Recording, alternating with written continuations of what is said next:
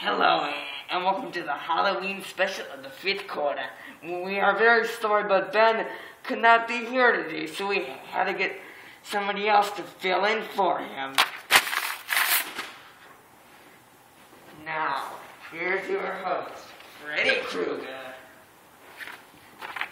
Hello, everyone. Yes, it's me, Freddy Krueger, filling in for Ben Schaefer today. Now, let's get things started off with the World Series, with the Giants sweeping the Detroit Tigers 4-0. Now, congratulations to them on their second World Series championship in 3 years. Myself, as Ben is a Cubs fan, so am I, and I hope that someday that the Cubs can do a similar thing on what the Giants have just done, with an amazing playoff run, coming back down 2-0 against the Cincinnati Reds, and then to come back down 3-1 against the St. Louis Cardinals, and then to go on and sweep the Detroit Tigers. Ozzie Gann has been fired from the Florida Marlins as their manager. Now, I saw this coming. The Marlins had a bad season, and they finished in last place this year, but I also think that a reason why he was fired is because his remarks on Fidel Castro. He said, "I love Fidel Castro." Now, dude, what were you thinking? Alright, do you have any idea how many Cuban people are in Florida? Oh my God. Now,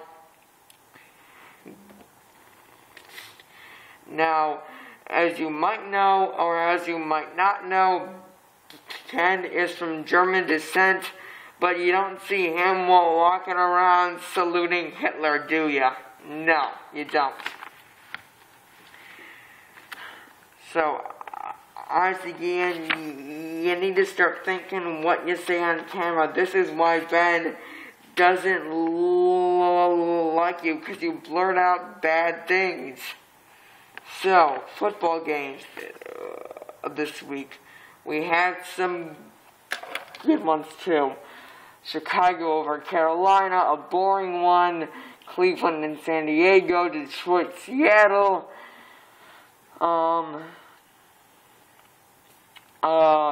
Atlanta, Philly, Indianapolis, Titans, Giants, Cowboys, and a Sunday night game, Denver, New Orleans, when the Broncos won by 20 points. But I'm going to start talking about the Eagles-Falcons game now. The Falcons won in a blowout of the Eagles, where they won by 2 touchdowns, 30-17. Now, I actually thought the Eagles would win this game, but they didn't. Some of the experts thought that they would win that game. They did not, so I think that would bring Philly to 3-4. I think I'm not sure. As the Falcons, they are 7-0 and just cruising along, but I still think that they will get a few losses in that L column sometime around or another. Andy Reid. So far, he hasn't done a very good coaching job this season, because the Eagles are at a losing record of what I just said, which I think is 3-4. Now,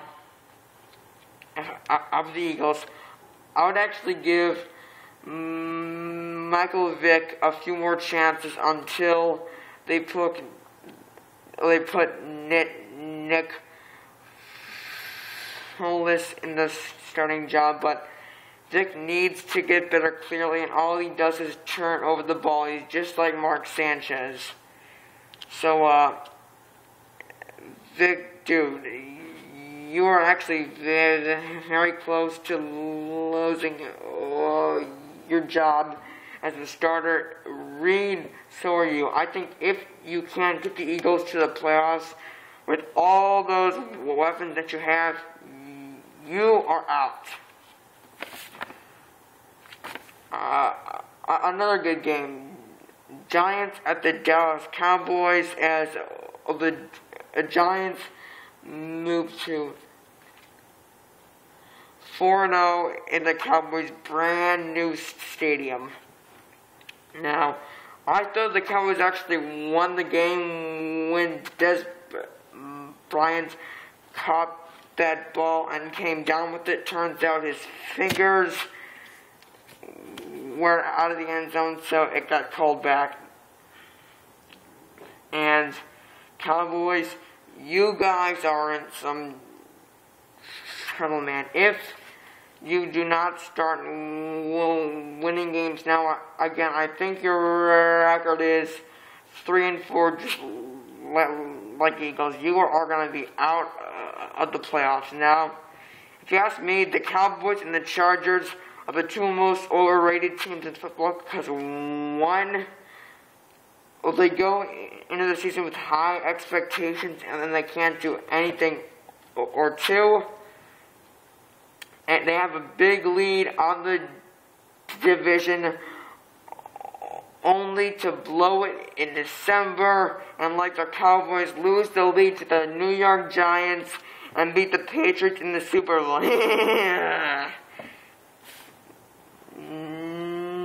No, I mean, I think if both the Eagles and Chargers miss the playoffs, I think both North Turner and Andy Reid will be fired. So, you guys need to get going sometime soon. And come on, the Cowboys, you build a gajillion-dollar stadium and you can't win in your stadium. Come on, you guys need to start playing better at home. Bears-Panthers in a comeback drive by Jay Cutler and the Bears have propelled the Bears over the Panthers 23-22.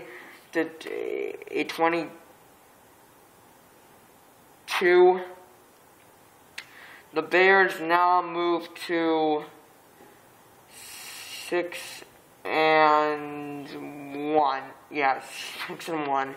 And that drops the Panthers to 1-6. Now, Bears, if you struggle against a one-man franchise, you are going to be in a world of against the Texans, the 49ers, I bet you the Vikings or Detroit at least once, and the Packers once again. So if you ask me, I think the Bears are going to finish 11-5, but they will nick a wild card. Jets, they're 3-5, not looking too good for them. Sanchez, we all know, is just terrible, and Rex Ryan is still refusing to put Tebow in because he says Sanchez is our starting quarterback. Look, Rex, how long are you going to keep up with this? Okay, I'm putting it to you guys this way. If the Jets lose to the Seahawks next week, and that game is actually be playing in Seattle, then I think Sanchez is done, and they will put Tebow in there sometime sooner or later. The Los Angeles Lakers are 0-8 in the preseason, but if you ask me, I would not worry about that yet, because they still have a very good team. Again, they got Kobe, Dwight Howard, and Steve Nash. So I think they'll be fine. Speaking of Kobe Bryant, his foot is hurting, and this is what some people have been saying.